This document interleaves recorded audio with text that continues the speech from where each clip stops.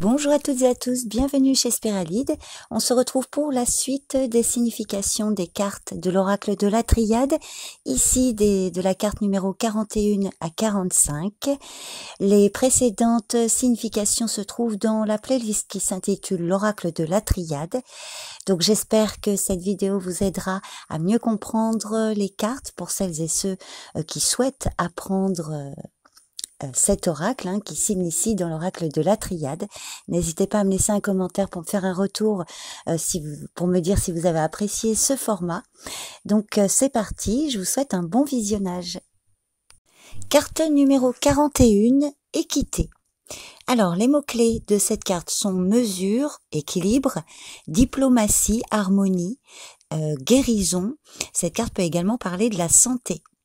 Donc quand elle sort, elle peut indiquer que le consultant a besoin d'atteindre l'équilibre dans un ou plusieurs domaines de sa vie ou dans une relation. Quand cette carte sort au début d'un tirage, elle indique que le consultant recherche l'équilibre, la stabilité.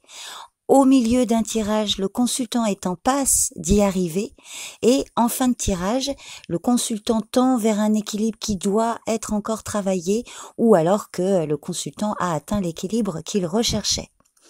Cette carte parle d'une personne honnête, juste, équilibrée, un très bon conseiller, quelqu'un de diplomate qui recherche l'harmonie. Alors à condition qu'il y ait quand même des cartes positives qui entourent équité. Si vous avez une majorité de cartes négatives autour de cette carte, ça peut justement traduire une personne qui peut manquer de diplomatie ou manquer de justesse ou qui manque également d'équilibre. Et il faut voir les cartes autour pour voir à quel niveau se situe ce problème d'équilibre. Alors, ça représente également une personne qui n'aime pas nourrir les conflits inutiles et qui préfère trouver des solutions. Alors, avec des cartes négatives, ça peut indiquer que le consultant manque de stabilité. Dans le domaine affectif, équité traduit une relation affective ou amoureuse qui apporte un équilibre, une stabilité et une harmonie dans la vie du consultant. Avec des cartes négatives, ça va traduire une instabilité affective. Elle peut également indiquer que le consultant a besoin d'équilibre et de stabilité dans ses relations. Et pour une relation de couple, alors entourée de cartes positives, elle indique une stabilité et des sentiments partagés. Et puis avec des cartes négatives, bien sûr, une instabilité, en tout cas un problème d'harmonie dans une relation ou dans le domaine affectif. Dans le domaine matériel et financier, alors c'est toujours pareil, accompagnée de cartes positives, elle va traduire ou annoncer des finances équilibrées, un budget bien géré, une amélioration en cas de difficulté, et accompagnée de cartes négatives, une instabilité matérielle et financière. Au niveau professionnel, elle peut indiquer que le consultant aime son travail, qu'il est reconnu et qu'il est à sa juste place, il est reconnu à sa juste valeur, pardon. Cette carte peut également traduire de bons échanges au sein d'une équipe, une bonne entente, un avancement ou une prime sont envisageables et c'est toujours pareil, il faut voir la suite avec les cartes d'accompagnement. Au niveau spirituel, le consultant tend vers un équilibre, une harmonie, mais qui n'est pas encore établie et cela peut provoquer des tensions intérieures. Cette carte peut traduire le fait de ne pas arriver à équilibrer la vie sociale, dont le consultant refuse les contraintes, avec les démarches spirituelles à laquelle il accorde trop d'importance. Ça peut indiquer le fait de se couper de la réalité, de s'isoler, de s'éloigner de l'harmonie. C'est pourtant la vie quotidienne qui donnera au consultant ce qu'il désire. Donc voilà, ça peut traduire un problème d'équilibre. Bon, accompagné de cartes très positives, non. Ça va plutôt aller dans un sens favorable et indiquer que le consultant arrive à retrouver un équilibre. Alors je dis le consultant, mais dans la mesure où c'est pour quelqu'un que vous tirez les cartes, si c'est pour vous dont il est question. Donc voilà un petit peu la signification dans son ensemble de cette carte. On poursuit avec la carte suivante. Carte 42, désert. Les mots-clés de cette carte: solitude, aridité, passivité, vide, inaction, isolement, stérilité, problème, difficulté, introspection. Le consultant est confronté à lui-même, à sa dualité. Cette carte traduit une grande solitude, une traversée du désert, mais elle amène le consultant à revenir sur son passé pour voir comment il s'est construit, pour trouver la faille en lui. C'est une carte lorsqu'elle sort dans un tirage qui indique qu'aucun engagement n'est conseillé durant une certaine période. Elle est essentiellement favorable au niveau spirituel. Pour les autres domaines, elle va toujours traduire des difficultés, de l'inaction ou en tout cas une forme de stérilité dans un domaine en particulier. Alors, elle va parler d'une personne un peu aigrie. Alors, sauf si elle est entourée de cartes très positives, auquel cas ça indiquera une personne qui peut prendre un temps de réflexion, de solitude pour retrouver un peu une forme de calme, trouver des réponses à des questions, revenir un peu faire un bilan en fait. Mais entourée de cartes négatives, ça va clairement traduire un blocage, une personne qui a des difficultés pour se situer, pour se définir, qui se laisse porter par les événements. Alors les relations avec les autres du coup restent stériles. Il peut également s'agir d'une personne mystique qui vit coupée de la réalité, perdue dans ses réflexions. Dans le domaine affectif, cette carte va traduire une profonde solitude, un vide affectif, un amour absent, un manque de sentiments, alors que le consultant soit seul ou en couple. Il peut y avoir également de multiples projections sur l'autre et ça peut indiquer également une relation qui n'est pas authentique. Dans le domaine matériel et financier, cette carte indique au consultant qu'il doit régler des problèmes d'argent, oublier les dépenses superflues et inutiles pour ne pas aggraver la situation. Des gros efforts sont à fournir. Cette carte indique le fait de ne compter que sur soi-même. Mais elle indique aussi une situation temporaire et il faut voir l'issue avec des cartes supplémentaires. Dans le domaine professionnel, elle va traduire une période difficile, des contrats qui ne débouchent sur rien, des blocages, des efforts qui restent vains, une impasse, des projets ralentis. Dans le domaine spirituel, c'est une période d'introspection et de réflexion pendant laquelle le consultant doit faire face seul. C'est une coupure avec le monde extérieur, un éloignement psychologique, mais qui doit permettre au consultant de trouver des réponses à des questionnements ou des failles ou des blocages auxquels il doit faire face. Donc voilà un peu dans son ensemble la signification de cette carte. J'espère que ça vous aide à mieux appréhender la carte désert. N'hésitez pas à me laisser un commentaire. Je vous remercie pour votre écoute.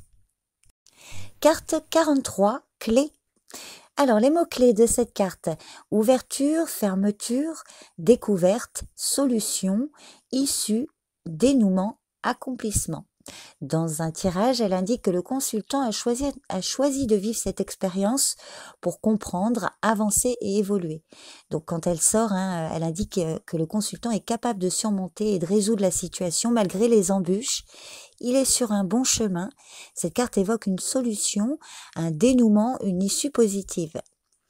Elle va représenter une personne ouverte, charmante et brillante, quelqu'un d'agréable en société, qui peut éprouver parfois le besoin de s'isoler, qui peut aussi parfois être sujet à des crises mystiques, mais qui n'affectent en rien son intégrité, ses responsabilités et sa clarté avec lui-même et les autres. Donc quand cette carte sort pour un tirage affectif, elle indique un engagement réel et pesé. Si le consultant est célibataire, ça peut être l'annonce d'une rencontre qui sera déterminante et durable, et il faut voir la suite avec les cartes supplémentaires. Si le consultant est en couple, la relation prend un nouvel élan, il y a un regain d'amour et de passion. Alors, si cette carte est entourée de cartes négatives, elle peut indiquer justement qu'il peut y avoir un problème et qu'il va falloir trouver une solution ou qu'il y a des difficultés justement au niveau d'un engagement. Alors, au niveau matériel et financier, elle parle de finances stables. Elle peut annoncer des demandes ou des projets acceptés ou des solutions rapides en cas de difficulté. C'est toujours pareil, il faut voir les cartes autour. Au niveau professionnel, elle annonce une évolution favorable. Elle peut indiquer que le consultant a un état d'esprit entreprenant qui est apprécié. Et puis, cette carte peut parfois annoncer un avancement à des fonctions supérieures de plus grande responsabilité. Dans le domaine spirituel, cette carte indique que la spiritualité tient une grande place dans le quotidien. Elle traduit une foi et une confiance sans faille. Alors, elle peut aussi indiquer que le consultant a probablement été troublé par des événements ou des rêves qui vont trouver un éclaircissement. Il va recevoir un signe qui va lui permettre de poursuivre sa quête en toute sérénité.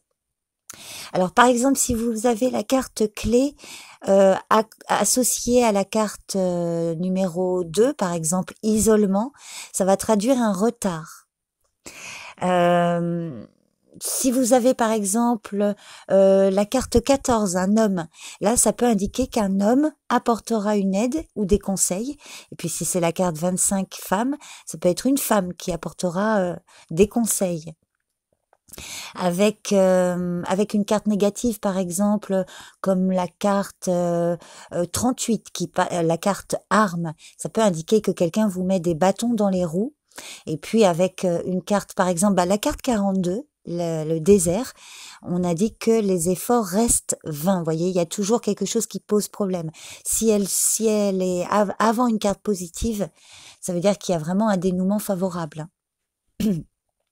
Par exemple, avec la carte 3, Delta, c'est une grande réussite, un accès à un poste de haut niveau. Donc voilà dans son ensemble la signification de la carte clé. J'espère que ça vous aide à mieux appréhender cette carte. N'hésitez pas à me faire un retour par commentaire. Je vous remercie pour votre écoute. Carte 44, foudre. Alors qui est clairement la même signification que la carte de la tour, la maison Dieu dans le tarot. Elle a vraiment la même signification. Donc les mots-clés: un changement brusque, révélation, destruction, cassure, chaos, une explosion. Ça peut annoncer parfois un accident. Quand elle sort dans un tirage, elle annonce toujours un événement, enfin toujours, comme la tour dans le tarot, un événement négatif, un événement marquant. Ça peut être un choc émotionnel, mais qui doit permettre au consultant de prendre de nouvelles décisions et de repartir sur de nouvelles bases. C'est une expérience négative, mais qui permet de renaître. Elle évoque vraiment le changement brusque. Alors, elle indique aussi que le consultant doit faire attention à ce qui va se passer, mais aussi à ses réactions et les conséquences de ses actions pour ne pas se mettre les gens à dos et perdre sa crédibilité. Donc, au niveau de l'état d'esprit, elle va parler d'une personne. Donc, si vous tirez pour vous, ça va peut-être parler justement de votre énergie, ou en tout cas de l'énergie du consultant. Donc quelqu'un de colérique qui manque de discernement, qui parle fort, qui n'hésite pas à médire ou à tenir des propos méchants. Par rapport à la période qu'il vit, je dis pas que si c'est pour vous par exemple, vous êtes peut-être pas tout le temps comme ça, mais disons que au moment où vous tirez la carte, il y a peut-être un événement qui vous rend justement dans des excès de colère ou de violence. Une personne qui tempête souvent et qui est profondément insatisfait. Quelqu'un qui a tendance aussi à faire que tout s'écroule, qui fuit ses responsabilités, mais qui finalement lui retombe dessus. C'est une personne qui doit regarder ce qui engendre tant de violence, sinon elle risque une vie chaotique. Alors, dans le domaine affectif, elle peut traduire de violentes querelles, un déchirement, parfois une rupture au sein de la famille, avec le partenaire ou dans une relation en particulier. Elle peut indiquer que une des personnes est trop autoritaire, au lieu de voir quel est l'un des éléments perturbateurs. Donc, elle a plutôt intérêt à changer d'attitude. Du discernement apportera un changement profitable si le consultant est célibataire. Alors, si par exemple vous avez la carte 15, amour à côté, ça peut éventuellement annoncer un coup de foudre ou voilà quelque chose là brusque qui surgit brusquement dans la vie du consultant au niveau sentimental. Dans le domaine matériel et financier, elle indique un changement soudain qui peut mettre sous le choc ou en tout cas en colère. Cette carte peut parler de dépenses inconsidérées. Donc, elle va inviter le consultant à suspendre toute nouvelle dépense et chercher à remédier à la situation. Et puis, il faut voir la suite avec des cartes supplémentaires. Au niveau professionnel, c'est la même idée d'un bouleversement soudain. Alors, ça peut parler d'une perte de crédibilité, de prestige ou de position, le fait de devoir repartir à zéro. Elle va inviter le consultant à faire le point et tenir compte des erreurs du passé. Et puis dans le domaine spirituel, alors là, ça peut traduire un conflit intérieur, des difficultés à assumer sa vie, être perturbé par des tensions psychologiques ou psychiques, et puis un découragement également. Donc là, pour le consultant, ça va être une invitation à clôturer avec tout ce qui est négatif. Alors si cette carte est juste avant une carte positive, en fait, si vous avez une carte positive qui suit la carte foudre, par exemple la carte 1 alpha, là ça va vous indiquer un tout nouveau départ, hein, un peu comme la tour et le mât, un nouveau départ. En revanche, avec la carte 8, par exemple, Nadir, alors là, ça va vraiment indiquer un échec total, hein, par rapport à un projet ou une relation. Avec la carte 9, la carte sagesse, ici, on va vous parler d'une prise de conscience, mais qui va vous être favorable, hein. Alors avec la carte 17, par exemple, énergie, là on va vous parler de stress, d'hypertension, de gros éclats de colère, donc attention, hein, au niveau cardiaque.